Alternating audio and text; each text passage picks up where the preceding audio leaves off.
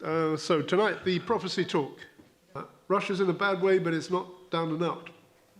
And particularly, Russia is triumphant because, or Putin is triumphant because last week he had a great conference in Russia called the BRICS conference. Anybody heard of the BRICS? Yeah, the BRICS is Brazil, Russia, India, China, and South Korea. And the Russians are kind of proclaiming this as the start of a, quote, new world order. You heard that expression? That's what he's talking about. And the Russian president is hoping that he will double the size of the BRICS organization by the time he leaves Kazan in central Russia on Thursday evening, creating an economic bloc to challenge the West. He's looking to join up with Iran, India, Egypt, the UAE, Ethiopia, and several other countries to bring them on board. And Putin's goal with the BRICS is to create a rival world order project to Western-led organizations like the G7, the IMF, and the World Bank. So we've got our Western world order, and he's bringing up a Eastern world order. And part of this plan involves removing the dollar as the world's reserve currency. Now, this might seem a bit obscure to you and a bit abstruse, but it's actually very significant. The dollar is the world's reserve currency since 1944, the Bretton Woods Agreement. So all currencies are actually measured against the dollar. It's a great advantage to the dollar. Also, there is a system called the petrodollar system, whereby large supplies of oil and gas purchases around the world are made using dollars. So you first have to convert your currency into dollar, then you can make the agreement, whether it's between China and Saudi Arabia or not. They should convert the money first into dollars and then have the deal, which is very good for America. It's good for the American currency. It boists up the American economy. Part of the reason America is such a rich nation. It does well out of it. Russia wants to change this arrangement, particularly because Russia got clobbered with the sanctions as a result of it, and because America can call the shots on the Western-based arrangement, then they could bring in the sanctions on Russia, on Iran, and have power over them. So they want a new system of exchange in which the BRICS will have a role to play. And although Russia is pushing the thing, Russia's not the dominant power by any means. The dominant power is, where do you think? China. China will be dominant. Be based upon the Shanghai Cooperation Organization, the Eurasian Economic Union, and the BRICS, all of which are dominated by China. The economic alliance would make its currency, the yuan, equal or more powerful to the dollar in world trading terms. And although Russia is pushing it, it's actually China who'll be the boss. In fact, Russia is almost a client state of China now because of the sanctions and because it relies on China to get a whole lot of equipment into its country. And it's also losing ground to China in Central Asia. And one of the interesting things, I haven't time to go into this in detail, is that in the far east of Russia, around the area of Vladivostok, which is on the end of the Trans-Siberian Railway, is an area which used to be part of China. It's Outer Manchuria. And the Chinese ceded it to Russia in the 19th century.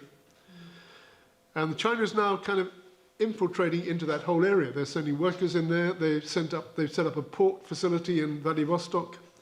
And gradually people think that the strategy is that China is actually wanting to get back this area, which could mean there could be actually, in the end, a conflict between China and Russia over that area. And there's a whole lot of wealth in that area, of resources in Siberia up to the north, which would help China in its economy.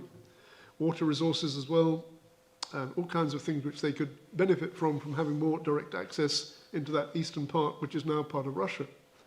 And as I said, was once part of China. So you've got another kind of situation there.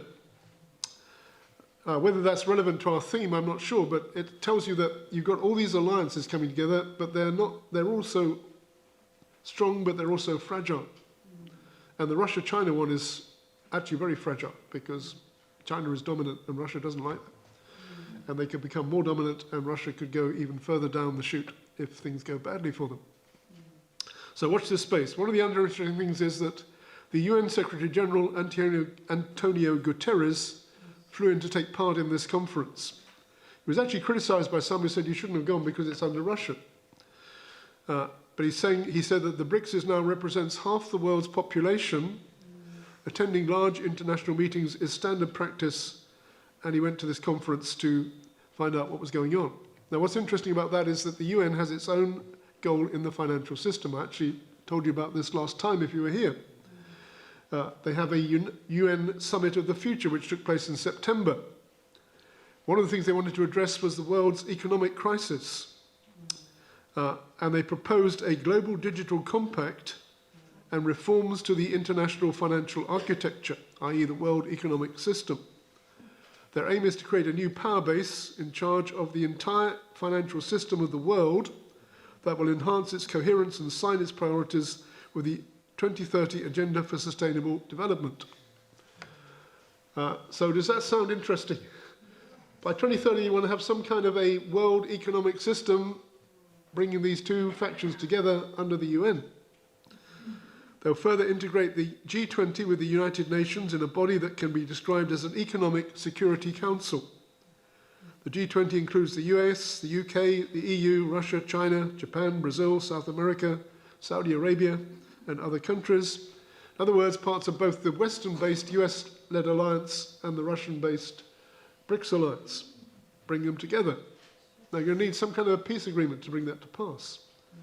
But as we look at things, you can see that coming to pass.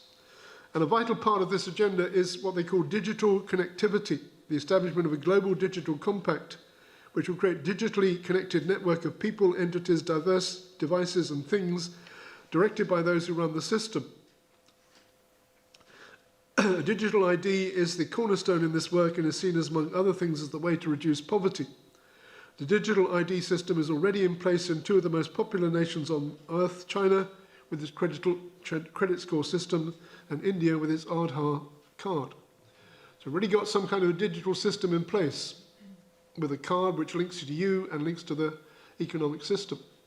What they want is some kind of a world system in which everyone is linked into this world economic system. Does that sound like a good idea? No. The risk is it develops some kind of dictatorial form of government which will use the social credit system, central bank digital currencies to undermine human rights by controlling the money supply and people's ability to use it. It's already happening in China. When fully operational, it can be programmed to make you obey instructions from the masters that run the show in order to receive your daily bread, and the people in power could declare then a planetary emergency, as happened during the COVID pandemic, then take away your freedoms and in order to save the world from disaster. The man with a plan appears and brings in Revelation chapter 13. Do you see that's a possibility?